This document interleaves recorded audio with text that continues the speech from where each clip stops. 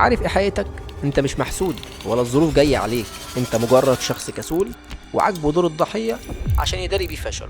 انت عايش في اكبر كدبه في التاريخ، كدبه اسمها انا فاقد الشغف ومستني التحفيز. عمال تبلبع فيديوهات تنميه بشريه عشان تحس انك بتعمل حاجه وانت في الحقيقه محلك سر. امبروفمنت بيل وبيتر ايدياز بتاكد ان عقليه الضحيه دي هي المخدر اللي بتدمر بيه حياتك. لو عايز تفضل تعيط وتلوم الظروف والدوله وتنام، اقفل الفيديو ده فورا. بس لو عندك الجرأة تواجه المرايه وتفهم ليه انت فاشل وازاي تكسر اللعنه دي، استرجل وركز معايا. المشكله الاولى وهم انتظار التحفيز. اول قلم تاخده في كبريائك انت فاكر ان التحفيز او الموتيفيشن لازم يجي الاول عشان تبدا شغل او مذاكره. صح، العلم بيقولك انت فاهم الدنيا بالمشقلب. الترتيب اللي في دماغك ده كدبه دمرت اجيال. انت مستني المود يظبط عشان تفتح الكتاب او تنزل تتمرن.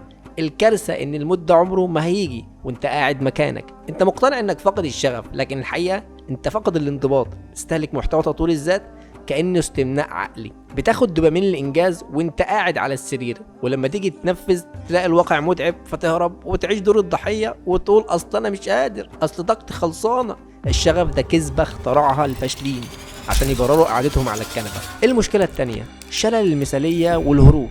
ستريسلس بيتر ايدياز بيعروك قدام نفسك وبيقولوا لك انك مرعوب من الفشل ومن كلام الناس. انت مش بتأجل الشغل عشان انت بيرفكشنست وبتدور على الكمال، انت بتأجل عشان خايف من الألم والمجهود اللي هتبذله. فدماغك بتلعب معاك لعبة قذرة وتوهمك بشلل اتخاذ القرار. تفضل تفكر وتخطط وتعمل جداول بالساعات وفي الاخر ما تعملش خطوة واحدة. المثالية دي هي اذكى واحط حجة اخترعها عقلك عشان يخليك فاشل بس بكرامتك. لو حاسس ان الكلام ده بيعريك وبيضرب في كبريائك، اخبط اشتراك في قناه ندره دلوقتي ودوس لايك للفيديو ده. احنا مش هنا عشان نطبطب عليك ونقول لك انت بطل وتقدر، احنا هنا عشان نفوقك من غيبوبتك ونديك الدواء المر.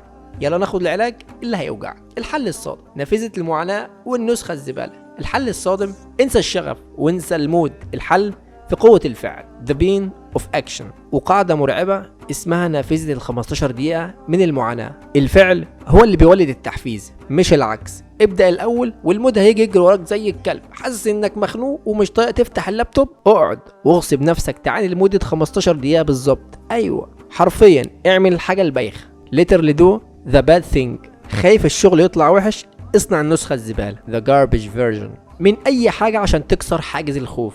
تحمل عدم الراحة. Embracing discomfort هو السر الوحيد للنجاح. أول ربع ساعة هتحس إن روحك بتطلع وجسمك بيحرقك، بس بعدها مخك هيستسلم وهتدخل في حالة تركيز غصب عنك. النجاح للناس اللي بتعرف تشتغل وهي قرفانة ومخنوقة، مش للناس اللي مستنية المود ينزل عليها من السماء. لو المحتوى ده خبط في نافوخك وكسر صنم الإيجو جواك، اشترك في ندرة وفعل الجرس. ودلوقتي هسيبك مع السؤال ده يطير النوم من عينك. يا ترى كام سنة من عمرك ضاعت وكم فرصة ذهبية ماتت جواك لمجرد انك كنت مخدوع ومستني المود يظبط والشغف يرجع، في حين ان ناس تانية اقل منك بكتير في الذكاء والموهبة عايشين حلمك انت دلوقتي بس عشان كان عندهم الجرأة والشراسة انهم يشتغلوا وهم مخنوقين.